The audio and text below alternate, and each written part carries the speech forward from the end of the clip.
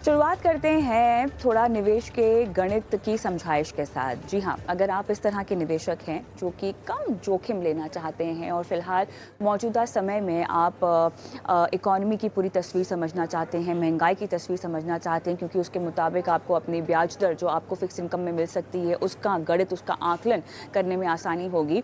इस बहुत ही जटिल मुद्दे को आसान भाषा में आज हम समझते हैं। मेरे साथ इस पर बात करने के लिए Mahendra Jaju, CIO fixed income मेरे एसेट मैनेजमेंट, जुड़ गए हैं। महेंद्र जी, स्वागत है आपका बनो अपना फाइनेंस मिनिस्टर में। हर वक्त वैसे आपसे तो पॉलिसी वाले दिन मुलाकात होती है, लेकिन आज आउट ऑफ टर्न हमने सोचा कि क्यों ना इस मुद्दे पर बात की जाए, क्योंकि जिस तरह के ट्रिगर्स अब निकलते हुए दिखाई दे रहे हैं बाजार में, ब्याज दर के पॉज रहने के आसार और बढ़ने के आसार, इसमें अब थोड़ा सा बदलाव दिखाई दे रहा है। तो मैं चाहती हूं कि आप शुरुआत करें विदेशी बाजारों से, क्योंकि वहां पर महंगाई को लेकर जो कंसर्न्स आ रहे हैं, हालांकि बीती रात जो डेटा आया उसमें काफ़ी हद तक अब थोड़ा सा जो है पॉज पर थोड़ा सा लोगों का रुझान बढ़ता हुआ दिखाई दे रहा है रेट हाइक पॉज पर। लेकिन फिर भी जो डेटा निकल कर आ रहा है, क्या वो सीधे इस ओर इशारा कर रहा है कि फेड रेट हाइक को पॉज ही रखेगा, या आपको लगता है कि ऐसी संभावना है कि 20 बीपीएस तक जो है ब्याज दर बढ़ाई जा सकती है अगली बैठक में?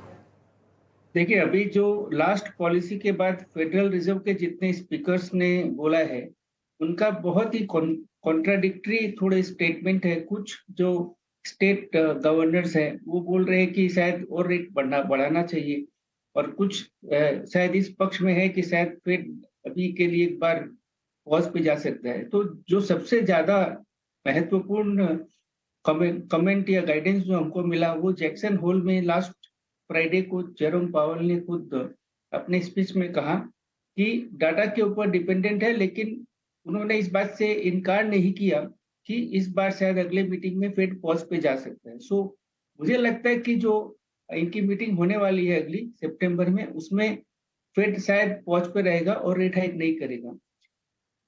इसके अलावा जो बाकी इकोनॉमिस्ट हैं, उनका ये अनुमान है कि इवन इफ वो एक रेट हाइक यदि और करते हैं, तो डेफिनिटली वो लास्ट हाइक होगा इस साइकिल में। सो जहाँ तक रेट हाइक का सवाल है, एक हाइक और हो सकता है। मेरा खुद का अनुमान है कि शायद नहीं हो।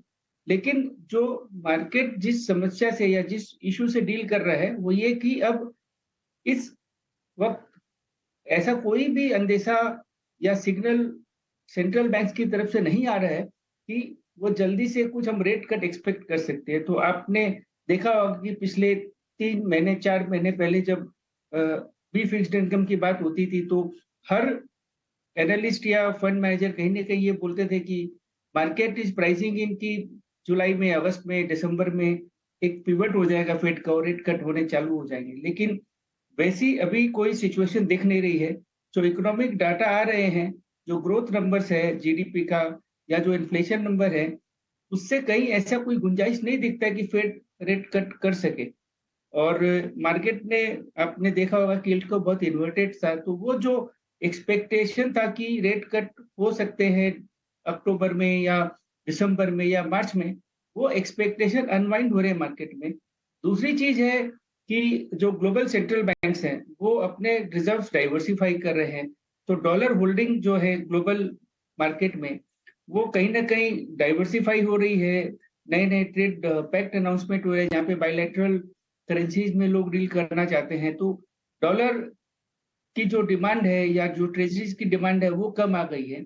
और तीसरा, वहाँ पर जो इश्यूएंस है, जो फ्रेश इश्यू ऑफ बॉन्ड्स है ट्रेज़री के द्वारा, बिकॉज़ उनका जो कैश बैलेंस था कम हो गया था, या फेड बॉन्ड बेचते जा रहे हैं। तो ये सब फैक्टर्स का एक इम्पैक्ट है कि वहाँ पर 10 ईयर यील्ड ऊपर आया है। सो हमने देखा कि 10 ईयर यील्ड 4.35 तक गया, जो कि हाईएस्ट है सिंस 2007। लेकिन फ्राइडे को जब चेयरमैन जेरम पावेल ने कमेंट दिया कि शायद वो होल्ड भी कर सकते हैं, और उसके बाद जो 2 डाटा आए, पीएमआई आया और जो जॉब ओपनिंग्स नंबर आए, वो दोनों वीकर साइड में आए। तो अब वहाँ पर अभी 10 ईयर यील्ड वापस 4.15 आ गया। तो मैं ये बोलूँगा, ग्लोबल मार्केट्स में रेट कट के एक्सपेक्टेशंस अनवाइंड हो रहे हैं। बहुत ज़्यादा रेट कट का गुंजाइश या अनुमान लोग नहीं लगा रहे हैं, और जो 10 ईयर यील्ड है वो अब थोड़े से ऊपर साइड में है बिकॉज़ ऑफ दीज़ फैक्टर्स।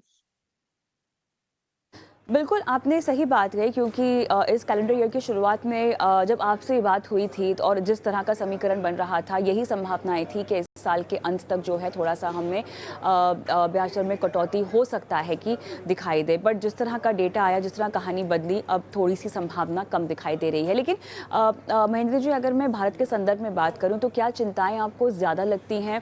और क्लियरली इसी वजह से क्योंकि मॉनसून जो कि हम उम्मीद कर रहे थे कि थोड़ा बहुत बेहतर होगा अगस्त से सितंबर में, अब उसकी जो कंसर्न्स है वो पूरे ख़त्म होते हुए दिखाई दे रहे हैं। एल नीनो का इम्पैक्ट हमें दिख रहा है कि फुल ऑन अब असर दिखाई दे रहा है। क्या ये चिंता इतनी बड़ी है कि आरबीआई भी यहाँ पर जो पॉज ले रखा है उसको ख़त्म करते हुए थोड़ी सी रेट हाइक कर सकता है? सिचुएशन विदेशी बाजारों के मुकाबले हमारी कितनी स्थिर है, कितनी जटिल है, कितनी आसान है? क्या कहेंगे? नहीं, बिल्कुल आपने सही कहा और जैसा हमने देखा कि जो लास्ट मंथ का इन्फ्लेशन नंबर था वो 7.44, जो कि मतलब कोविड के बाद आई थिंक सेकंड या थर्ड हाईएस्ट नंबर है, फार अबव दी रिजर्व बैंक का जो टारगेट बैंड है 4 to 6% का, तो 6% से तो ऑलमोस्ट 25% ज्यादा है। सो काफी कंसर्न था, लेकिन अ, उसमें दो चीजें थी। जो इन्फ्लेशन नंबर ऊपर आया वो largely driven by vegetable prices, जैसे टोमेटो के प्राइसेस 250 रुपया किलो हो गया था, या ओनियन प्राइसेस 40-50 रुपए किलो तक जा रहे थे। तो रिजर्व बैंक ने एक बहुत ही क्लियर स्टैंड लिया कि ये जो इन्फ्लेशन नंबर आने वाला है ऊपर, वो जब गवर्नमेंट सप्लाई मेजर्स लेगी और जब सप्लाईज मार्केट में बढ़ जाएगी या नई फसल आएगी, तो उसके बाद वो प्राइसेस कम हो जाएंगे। तो उन्होंने अपने प्रीवियस पॉलिसी में बहुत ही क्लियर टर्म्स में बताया कि ये जो है एक टेम्पररी स्पाइक है और वो उसको इग्नोर कर सकते हैं, और वैसा ही हुआ। और हमने देखा कि ऑलरेडी गवर्नमेंट ने सप्लाई मेजर्स लिए, टोमेटो में प्राइसेस 200-250 रुपया किलो से टूट कर अभी 25 से 30 रुपया हो गया है। ऑनियंस पे गवर्नमेंट ने एक्सपोर्ट ड्यूटी लगाई और ऑनियन के प्राइसेस कम हो गए हैं। सो एक कंफर्ट मार्केट में उससे आया है, और उसके कारण ऐसा लग रहा था कि वापस शायद चिंता बढ़ेगी, लेकिन अभी के लिए एक बार के लिए कंसर्न कम हो गई है। नाउ जो भारत में हो रहा है, वो जो मैंने बताया कि ग्लोबल मार्केट्स में जैसा हो रहा है, कहीं न कहीं उसी की एक इमेज बन रही है कि यहाँ पर भी लोगों को लग रहा था कि आरबीआई अक्टूबर में रेट काट देगा, दिसंबर में काट देगा। तो आपने देखा होगा कि लास्ट 2-3 महीने में हर एनालिस्ट अब अपनी जो टाइम फ्रेम है कि कब रेट कट होगी उसको एक्सटेंड करते जा रहा है। अब लोग मार्च 24 की बात कर रहे हैं, जून 24 की बात कर रहे हैं। सो एक जो एक्सपेक्टेशन था कि रेट कट होगी, वो अनवाइंड होके अब ये लोग रिकंसाइल कर रहे हैं कि हम जो है हायर फॉर लॉन्गर जो नैरेटिव है कि जो इंटरेस्ट रेट बढ़ चुके हैं, वो शायद जल्दी में कम नहीं होंगे। तो उसका जो अनवाइंडिंग हो रहा है वो हमने देखा कि अब हमारे देश में भी जो 10 ईयर 695 तक चला गया था, बढ़ के 7.25 तक गया, और अभी ग्लोबल मार्केट के साथ थोड़ा-सा करेक्ट होके वापस 715 720 पे आ गया। मैं जिस यदि सिचुएशन को समराइज करूं, तो मुझे लगता है कि रिजर्व बैंक अभी के लिए जो भी उनकी गाइडेंस है, रेट हाइक करने के मूड में बिल्कुल नहीं है। उनको लगता है कि जो सिचुएशन है वो अभी टेम्पररी है, और जो करंट रेपो रेट है 6.5% का, उसको देखते हुए अभी शायद रेट बढ़ाने की जरूरत ना पड़े। और अभी हमने काफी पब्लिक कमेंट्स देखे from MPC members like mister Jayant Verma या मिसेज आसिमा गोयल। उनका एक जो नैरेटिव जो हमको समझ में आया कि दे आर उनका काफी ये है कि रेट अभी बढ़ने की जरूरत नहीं है और लिक्विडिटी को थोड़ा-सा कंट्रोल कर सकते हैं। आरबीआई गवर्नर ने अपने जो भी लास्ट पब्लिक कमेंट्स दिए उसमें उन्होंने काफी क्लियरली बोला है कि अभी के लिए हम एक पॉज़ पे है, लेकिन यदि सिचुएशन यहाँ से खराब होती है, तो हमको रेट हाइक करने में या जो भी एक्शन रिक्वायर्ड है, उसमें कोई हिचक नहीं होगी। मेरा खुद का अनुमान है कि जो अभी सिचुएशन है बहुत फ्लूइड है, और आप यदि देखें तो रेट बढ़ाने का या स्थिर रखने का दोनों का इक्वल आर्गुमेंट्स है। तो लास्ट ईयर भी आपको ध्यान होगा जब हमने ये डिस्कशन किया था, ऐसे माहौल में आरबीआई लिक्विडिटी को कैलिब्रेट करते हैं ताकि इफेक्टिव रेट बढ़ जाते हैं if there is a temporary situation, और बाद में यदि सिचुएशन इंप्रूव हो गई तो उसको रिवर्स कर सकते हैं, नहीं तो रेपो रेट हाइक कर सकते हैं। तो मुझे लगता है कि अगले 2 महीने में हम लिक्विडिटी पे आरबीआई के मोर ज़्यादा मेजर्स देखेंगे, बजाय on the repo rate hike. RBI liquidity को थोड़ा-सा कंट्रोल करेगा और उसके कारण मनी मार्केट रेट थोड़े ऊपर की तरफ जा सकते हैं। अब थोड़ा-सा अब मुझे लगता है बॉन्ड यील्ड्स जो बातों को फैक्टर इन कर चुकी है, उस पर थोड़ी-सी बात करनी है आपसे। फ़िलहाल जहाँ पर हम 10 इयर्स बॉन्ड यील्ड देख रहे हैं भारत में, अब वो थोड़ी-सी अछूती दिखाई दे रही हैं, फ़िलहाल जो माहौल है। कहीं न कहीं ये सब बातें जो है फैक्टर इन हो चुकी हैं। लेकिन क्या आपको लगता है कि फिर भी कोई गुंजाइश है कि यील्ड्स थोड़ी-सी और ऊपर जाएँ, या आपको लगता है कि अब इसी इर्द-गिर्द जो रेंज है फ़िलहाल उसी में ही घूमती हुई दिखाई देंगी हमारी यील्ड्स? देखिए एक बहुत इम्पोर्टेंट कनेक्शन है भारत का ग्लोबल मार्केट से कि हमारा देश जो है वो एक हमारी एक बड़ी-सी करंट अकाउंट डेफ़िसिट होती है और वो करंट अकाउंट डेफ़िसिट को फ़ाइनेंस करने के लिए हमको हर साल फ़ॉरेन कैपिटल चाहिए, हमें एफपीआई फ्लो चाहिए। तो आप 1 साल पहले देखो अगस्त 2022 में हमारा इन्फ्लेशन था करीब 4.5% और यूएस में इन्फ्लेशन था 9%। 1 साल बाद सिचुएशन रिवर्स हो चुकी है, हमारा इन्फ्लेशन 7.5% है, उनका इन्फ्लेशन अब 3 सवा 3% है। तो हमारा डिफरेंशियल जो है यूएस के साथ अभी वो पॉजिटिव से नेगेटिव हो गया है।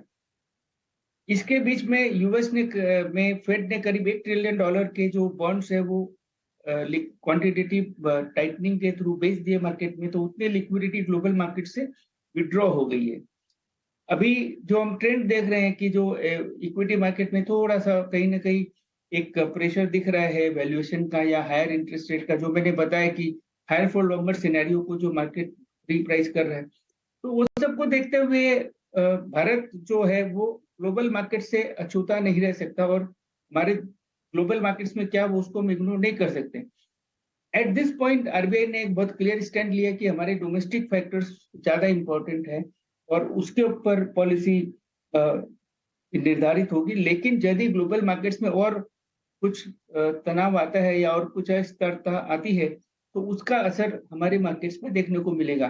तो मैं इसको इस तरह से देखना चाहूँगा कि यदि ग्लोबल मार्केट्स यहाँ से और वोलेटाइल नहीं होते हैं या वहाँ पर कुछ अनडिजायरेबल डेवलपमेंट नहीं होती है, तो आरबीआई फिर स्थिर रेट रखेगा और जो हमारे मार्केट पार्टिसिपेंट्स भी हैं, वो भी शायद पैनिक नहीं करेंगे और मार्केट रेट्स ऊपर नहीं जाएगी।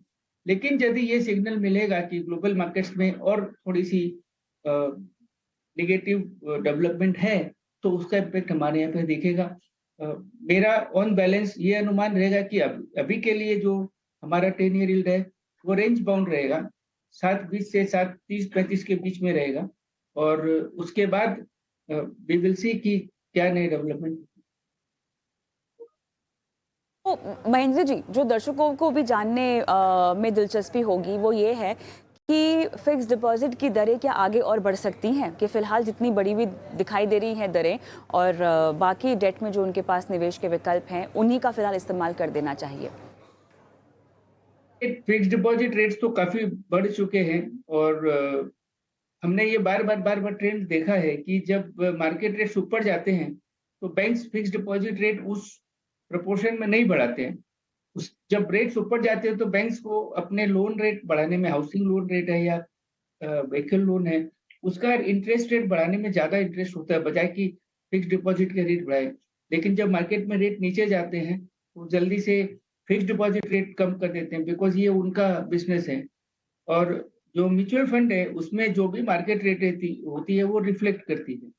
और इसलिए मुझे लगता है कि यदि इन्वेस्टर को मार्केट रिलेटेड रेट्स लेने में कैप्चर करने में ज़्यादा इंटरेस्ट है, तो उनको म्यूचुअल फंड की तरफ देखना चाहिए। अब जहाँ तक उसी तर्क को यदि मैं आगे बढ़ाऊँ, तो मुझे नहीं लगता है कि अ, जो बैंक फिक्स्ड डिपॉज़िट रेट है, वो कोई बहुत ज़्यादा यहाँ से बढ़ने वाला है। मुझे मुझे नहीं लगता है कि बहुत कुछ मेजर कुछ चेंज आने वाला है फिक्स्ड डिपॉज़िट में। जी, तो अब तो महेंद्र जी, जैसे कि चर्चा लगातार आपसे होती रहती है, और इस साल की शुरुआत में जब हमने कहा भी था कि अगर डेट में आपको कोई रणनीति बनानी है, वो तमाम निवेशक जो कि जोखिम नहीं उठाना चाहते या जो शायद अपने पोर्टफोलियो को रीबैलेंस करना चाहते हैं, डेट की ओर थोड़ा-सा वज़न ज़्यादा देना चाहते हैं पोर्टफोलियो में। पिछली बारी जब आपसे बात की थी, थोड़ा आपने कहा था कि जिस तरह की सिचुएशन थी, ऑब्वियसली उस वक्त की ये सलाह थी कि मीडियम टू लॉन्ग टर्म की रणनीति अगर आप थोड़ा-सा वोलेटिलिटी को पचा सके तो बना सकते हैं। लेकिन आज के माहौल में क्या आपको लगता है कि छोटी अवधि में ही पार्क इन करना पैसे वो एक सही रणनीति होगी? ज़्यादा लंबा नहीं जाइए, मीडियम टर्म का आउटलुक भी ना रखें, सेफर साइड में, क्या कहेंगे आप? शुरू के लास्ट में बात किया था, बल्कि हमने लास्ट साल, और आप की मेहरबानी है कि आप मुझे अपने प्रोग्राम में काफ़ी बार बुलाए हैं। तो हमने लास्ट ईयर में नवंबर से बोलना शुरू किया था कि जो 7.5 का लेवल है 10 ईयर पे, वो काफ़ी अट्रैक्टिव लगता है, और लग रहा था कि वहाँ पर शायद हमारे करंट साइकिल में रेट्स पीक हो जाएगी, और वही हुआ। तो उस समय जिसने 7.5% में इन्वेस्ट किया, उसके लिए तो आज भी कैपिटल गेन है, बिकॉज़ आज भी जो 10 ईयर यील्ड है वो करीब-करीब 7.20 के आसपास चल रहा है। तो जब मार्केट में नेगेटिव होता है और पैनिक होता है, उस समय जब हमको लगता है कि मार्केट काफ़ी सारी नेगेटिव चीज़ें फैक्टर कर रहा है, तो that is a good level to invest, और ये चीज़ हम हमेशा इक्विटी मार्केट में बोलते हैं। बट जेट जब जब डेट मार्केट की बात आती है, तो इन्वेस्टर्स अलग-अलग सिनेरियो बनाने लगते हैं। तो मुझे अभी भी लगता है कि जो हमारा 7.25% के आसपास का 10 ईयर यील्ड है, वो आप यदि हमारे लास्ट 10 साल की एवरेज देखो, तो करीब-करीब उसी रेंज में है, 7.25 7.5 रेंज में हमारी 10 ईयर एवरेज है। हमारी जो 10 ईयर एवरेज इन्फ्लेशन अभी, आप यदि लास्ट 3-4 साल में देखो, स्पेशली जब से नया इन्फ्लेशन फ्रेमवर्क आया है, करीब-करीब 4.5 से 5% के आसपास है। अभी के लिए इन्फ्लेशन ऊपर है, तो आपको अच्छा यील्ड भी मिल रहा है, एंड जिस तरह से गवर्नमेंट अभी मेजर्स ले रहे हैं, इन्फ्लेशन नीचे आना चाहिए, और जो भारत के इकोनॉमिक फंडामेंटल्स बहुत स्ट्रांग, तो मैं कहूँगा कि किसी का 5 साल, 7 साल, 10 साल का यदि व्यू है, तो उनके लिए अभी भी अच्छा टाइम है इन्वेस्ट करने के लिए। क्योंकि यदि वो शॉर्ट टर्म प्रोडक्ट्स में जाएँगे, तो उनको नेगेटिव कैरी मिलेगी, और जब वो एनवायरनमेंट इम्प्रूव हो जाएगा, उसके बाद जब वो इन्वेस्ट करेंगे, तब तक मार्केट रेट्स ऑलरेडी नीचे आ जाएँगे, तो उनको कहीं पर भी ये जो हाई इंटरेस्ट रेट है वो कैप्चर करने का वातावरण नहीं मिलेगा। तो एक और प्रोडक्ट जो हमने पहले कभी भी बात किया था, कि एक टारगेट मैच्योरिटी फंड है, जो कि आपको डाउनसाइड प्रोटेक्शन भी देते हैं। यदि इंटरेस्ट रेट ऊपर जाती है, तो आपका जो भी आज की पोर्टफोलियो यील्ड है वो आपको मिल जाएगी, और यदि इंटरेस्ट रेट्स नीचे आते हैं, तो इन्वेस्टर के पास विकल्प होता है कि वो उसमें कैपिटल गेन बुक करके बाहर निकल जाए।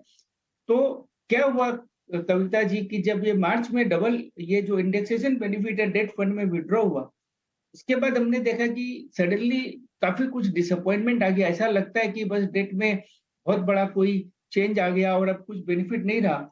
लेकिन मैं एक बार ये बोलना चाहूँगा इन्वेस्टर्स को कि देखिए, यदि इंडेक्सेशन बेनिफिट था, वो बहुत बड़ा बेनिफिट था, बट वो बोनस था। लेकिन वो चला गया, तो बाकी सब चीज़ों को भी आप कंपेयर करो, तो आज के डेट में भी टारगेट मैच्योरिटी फंड जो है, वो काफ़ी मेरे ख्याल से अट्रैक्टिव है, और काफ़ी सेंस बनता है उसमें लॉन्ग टर्म मनी को पार्क करने का। ये एक ऐसा प्रोडक्ट है जहाँ आपकी डाउनसाइड प्रोटेक्टेड है, अपसाइड ओपन है, तो ये फ्री लंच तो हर कोई प्रोडक्ट में नहीं मिलता है। एंड इसलिए मैं चाहूँगा कि लोगों को जो इंडेक्सेशन बेनिफिट का विथड्रॉल होने का जो डिसअपॉइंटमेंट है, उसके बियॉन्ड जाके फिर से इसको एनालाइज़ करना चाहिए, और उनको कन्विंस होना चाहिए कि ये प्रोडक्ट उनके लिए लॉन्ग टर्म में अच्छा है। चलिए, मेरे ख्याल से हमने काफ़ी विस्तार से बात कर ली है कि अगर आपको फिक्स्ड इनकम में कोई रणनीति बनानी है फिलहाल, या अपने पोर्टफोलियो को रीबैलेंस ही करना ही है आपको, डेट में आपको कहीं मौके दिखाई दे रहे हैं, तो किस तरह से टाइमिंग के मुताबिक आपको अपनी निवेश की रणनीति अपनानी चाहिए। महेंद्र जी, बहुत बहुत धन्यवाद, समय निकाला आपने और इतनी बारीकी से इस पूरे मुद्दे को समझाया हमारे दर्शकों को। Thank you.